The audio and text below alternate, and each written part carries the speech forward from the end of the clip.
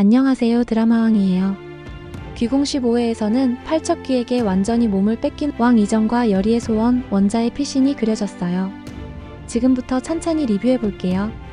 중전이 팔척귀의 공격으로 세상을 떠나고 왕 이정은 깊은 슬픔에 빠집니다.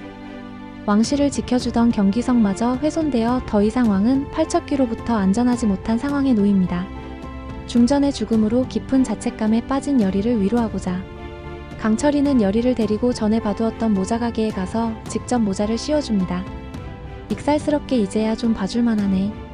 못난 얼굴을 이리 가리니 이제야 좀 낫다라고 농을 던지며 여리의 긴장을 풀어주려 합니다. 여리는 강철의 투박한 말에 토라져머 안 해 라고 반응하지만 강철은 하늘같은 몸주신께서 내려준 물건을 어딜 매일매일 꼭 하고 다니거라. 이거라도 해야 그리 떨 일도 없어지겠지라며 다정하게 챙깁니다. 이 모든 모습을 바라보며 강철이는 속으로 여전히 넌 내가 아는 가장 어여쁜 인간이다 해서 나는 마음이 아프구나 라고 말해요. 드라마왕도 마음이 너무 아프네요. 이 장면은 겉으로는 투닥거리는 듯 하지만 서로를 생각하는 따뜻함과 애틋함 그리고 곁에 있을 수 있는 지금 이 순간의 소중함이 조용히 스며드는 장면입니다. 이 작은 선물은 여리에게 위로와 온기를 전하며 두 사람 사이의 애틋한 정과 배려를 보여줍니다. 마침 정월대보름 소원빌기 행사를 하고 있고 여리는 달집 앞에 서서 소원지를 적어 매달며 소원을 빕니다. 용담골에서의 여리는 겉으로는 무심한 척했지만 속으로는 혼자인 것이 지긋지긋해 함께 밥을 먹고 온기를 나눌 누군가가 생기길 간절히 바랐었다고 강철에게 털어놓아요. 이번에는 소원을 적으며 정성을 다해 북두칠성님께 기도드리면 이루어지지 않을까 하는 기대를 품어봅니다.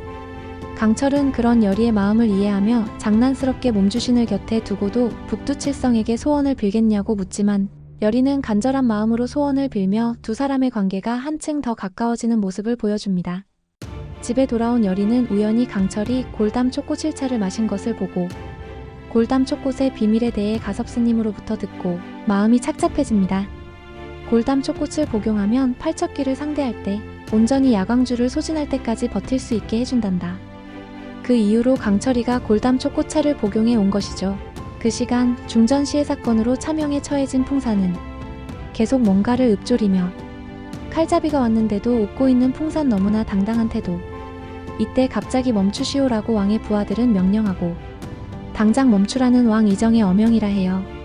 왕 이정은 팔척귀로부터 완전히 장악당하여 중전시의 진실을 왜곡하고 여리와 강철에게 누명을 씌워 차명을 명령합니다. 여리와 강철은 팔척귀에 빙의된 왕 이정의 위협으로부터 자신들뿐 아니라 원자도 지키기 위해 최원우대감 집으로 몸을 피하고 호위무관 서재일에게 원작 꼬맹이도 최원우대감으로 보내라 당부합니다. 이정의 분노와 복수가 극에 달한 상황에서 대비마마와 서재일, 상선 김응수는 왕이 팔척귀에 빙의된 사실을 단번에 알아차리고 왕실의 유일한 희망인 원자를 보호하기 위해 강철의 당부대로 그를 최원우 대감 집으로 피신시킵니다. 강철은 인선에게 지키고 싶은 일을 지키기 위해서는 그 꽃이 필요하다며 골담 초꽃잎을 더 달라고 부탁하고 이는 여리와 원자 모두를 지키기 위한 준비이기도 했습니다. 결국 최원우 대감집은 여리, 강철, 원자 모두가 모인 최후의 방어선이 되었고 팔척귀는 이 사실을 알아채고 군관들을 이끌고 직접 들이닥치게 됩니다. 이 과정에서 여리와 강철은 단순한 도피가 아니라 왕실의 혈통과 자신들의 소중한 사람을 지키기 위한 결연한 선택을 한 것입니다.